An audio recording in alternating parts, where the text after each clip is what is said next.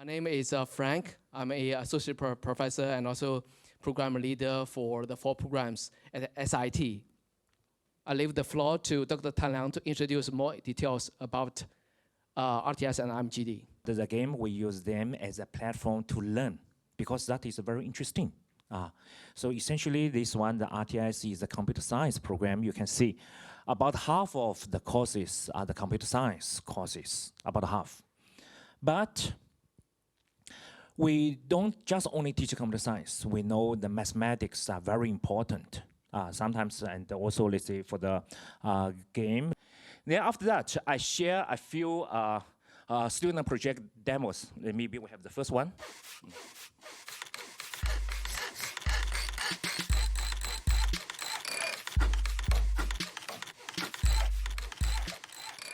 Okay, so this one is a year 1 project. Year 1 project. So you can hear, let's say, we can say, well, our year 1 student already can do some project like this. Here, let's say, you can see this one, sometimes, okay, this one, year 1 is I just come here, how can I design this kind of thing? School will help you in terms of various ways. At first, for this one, let's say, school provides one game engine. So our students use a school game engine to develop this. And in the project courses, sometimes we use another methodology, let's say. For all this, the important stuff we are going to learn, maybe school, let's say, we provide a library. We provide the library. Then the students, let's say, while learning, let's say, we have to replace this kind of libraries by our students. So this one is the year 1. Then let me go to the next page. This is year 2. Can we start? Okay. Huh?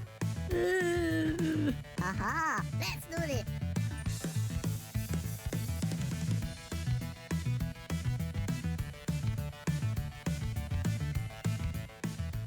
So this is a year 2 project. This one is someone to deliver food. So in this year 2 project, what is the difference? Here, let's see why there's a major difference. In the year 1, the game engine, the engine is provided. So you use that engine, let's say inside you add the assets, you define what kind of physics, this kind of thing, what are scenarios, what are the scene, this kind of, you define them by yourself. But year 2, our students need to design this engine by themselves. So it means including this editor to produce this kind of game. So this is a major difference. Okay, then let's have a look at the year 3. Okay. Then let's have a look. Welcome to Rapid Ride 5. Who's ready to watch the battle? Games begin in 5, 4, 3, 2, 1, go!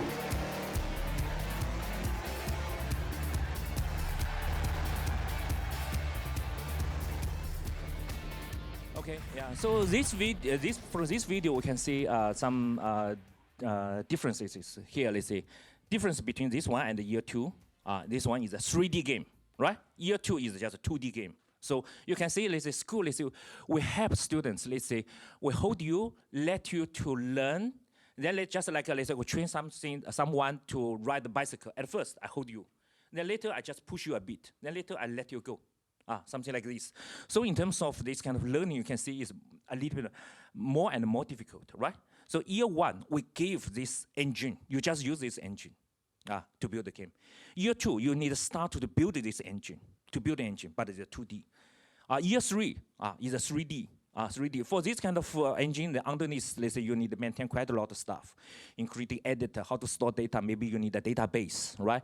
Is online or local? Is one player or multiple players? Maybe some of the students, they introduce the VR, this kind of thing. So it can be quite complicated. But by doing this, our students, they are learning. They learned quite a lot. Yeah, I really got the feedback from the industry. So actually, for some of the feedback, they say, apart from the DigiPen SIT students, it's hard to find some applicants for this kind of roles. It's very hard. They only can find the RTIS IMGD students. Yeah. So this is the feedback I got. Good afternoon, everybody. My name is Kelvin. So thank you guys for taking the time to be with us today. So I'll be presenting 2 of the programs offered by DigiPen Institute of Technology, Singapore. So when you talk about crafting user experience, in this case, user experience, what we are essentially doing is we are creating an experience whereby people can be able to learn and have fun, and in the end, contribute something to society. Very much like our computer science programs. We have a very rigorous, foundation. The foundation basically doesn't just reside in the first year. It is continuously being unpacked from the first year, second year, third year, and fourth year. So what happens in terms of our programs, we are leveling up at every year. We scaffold our program such that when our students graduate, they will be able to unpack whatever they have learned in all the various years. Right? So, good example, right? When our students come in the first year, they'll be thrown projects to do. Now, this is an individual project. All right? The task for this project is to redesign an existing app. So, take something that's already present, current, and, well, how can you make it better? All right? Not perfect, but better. And that's what we are here. All right? Okay, can we have the next slide? So this is the project from the second year students. Okay, this is a very, very interesting project because you can see the graphics are slightly better than the previous programs because the graphics were all borrowed, okay, from stock images. Now, this looks, as you can see immediately at a single glance, more polished. Got more stuff going on. There's tone, there's values, effects. Now, this was done in collaboration with both computer science students, game design students, and RTIS, the BFA students. So this is also something very unique about our pedagogy. It's cross-disciplinary. We will force you to collaborate, no choice. Because eventually, if you are going to survive out there in the world, not just in the job market, but in the world, you have got to learn how to work with people. This is done by third-year students. Whoa, Timmy, would you look at that? Look, Timmy, we're in the trailer, Timmy. Oh, I hope I don't sound too bad. Don't worry. The designers will definitely get our best features. Okay, for this particular project, the students, right, did not, collaborate with the BFA students. Hence, you can see the graphics not that kilat. All right, but at the end of the day, it's not so much in terms of the output, but more importantly, it's the process, it's the journey and the company that they are in.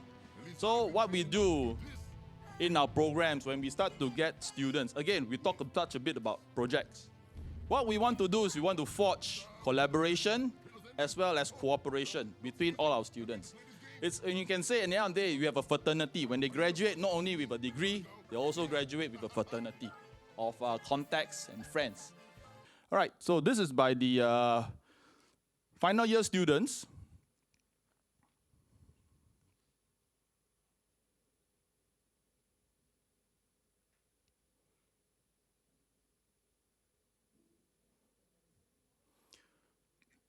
So this is actually a course that they are doing, right?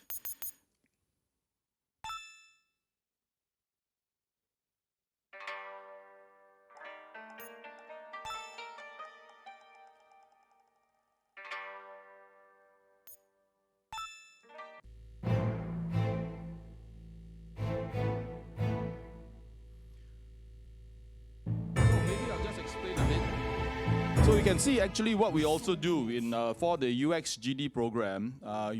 We have basically AR and VR technology as well, if you dabble around. So there's also mocap and all these sort of tools, instruments that would help eventually to craft more realistic experiences. Now, you can see, even from this simple game like this, right, there are a lot of applications, particularly to training in relation to simulations. Okay, and that's what essentially, right? That's why this is one of the that's why talent from coming out from this particular program are highly sought after. All right, especially in some of the, as far as for training is concerned. All right, especially simulation training is concerned. Okay, right. So next one. Okay, so I think the next slide will show you some of the technologies that we showcase some of the technologies that we are currently using. All right, so AR, VR, you can see this is sort of the setup. Okay. So those of you coming from different fields, thinking that, hey, did not do anything, what do you call that? I've not encountered or I have any prior experience to embark on this. Do you think I'm ready? The answer is, well, as long as you have the strong desire to pursue it, we will help you along the way. And not only that, that's very important, that's why you make friends. Friends will also help you, as I said. When you come into a program, you're also joining not just a program to get a piece of paper, you are also joining a fraternity. Okay? Right. Right, so we can see some of the technologies that we have at our school. What we emphasize here in terms of the PFA program is not so much in terms of artistry. It's more in terms of creativity. Our program, actually, if you look at it, right, it actually has a very practical approach. And as I said earlier on with the UXGD program, we will level up across 4 years, building upon foundation after foundation after foundation. And then finally, taking the academic knowledge and unpacking it in the project classes, where you'll be able to apply it in real-life scenario. Okay? So first year, in terms of foundation, this is what we do. Okay? So you can see this is the second year project. Okay? So what they are doing is what they are tasked to do is to collect references, and based on their references, create a hyper-realistic, okay, environment. Okay? To model, light it, and then render it. Okay? So we're looking at more in terms of polish. Okay? So the next one. Right. So you can see this is as you progress, by the third year, this will be something what you'll do as an individual student. This is the sort of proficiency you should be at. Okay? And you can see, once our students are able to engage in such a, assignment and deliver such an outcome, you can see they are industry ready. All right? That's why for our program, in particular for our program, right, our placement rate tends to fare pretty well, okay, compared to other schools. This is SRT top 5 highest paying degrees. As someone who is teaching this program together with my fellow colleagues here, we are so proud that the RTIS students, they achieve the top medium salary upon graduation, which is 5,500 per month. Okay, this is not something secret, this is publicly released, all right? I think that it is really competitive across all the universities in Singapore and also in the world. And also, within 6 months after graduation, 87% of all our students, they will find a job. 87%. And this lists the medium gross salary every month. And like what Kelvin and also Dr. Tang mentioned, our students, they're not just only welcomed by the game industry. They can find the jobs in other industries. Just for example, very interesting for the RTIS, only 8% of our students go to the game industry. The rest, they can easily find a job in other related industries. Okay, they have proven that they have the learning capabilities, they have the background, okay, the technical foundations. They're able to adapt to new industry. And also for IMGD, so 36 students goes to the game, but the rest, they goes, more than 64% goes to the non-game industry. And then for the UXGD and also DAA, so this is the distribution. I will not repeat the numbers. Actually, our students, they have the chances to go to, the big names internationally and also locally. Just for example, for the videos, games, and VFX and animations, okay, so those are some of the big names in Singapore and also in the world. Okay, so you can imagine that after graduation, you have a lot of chances to work in those organizations.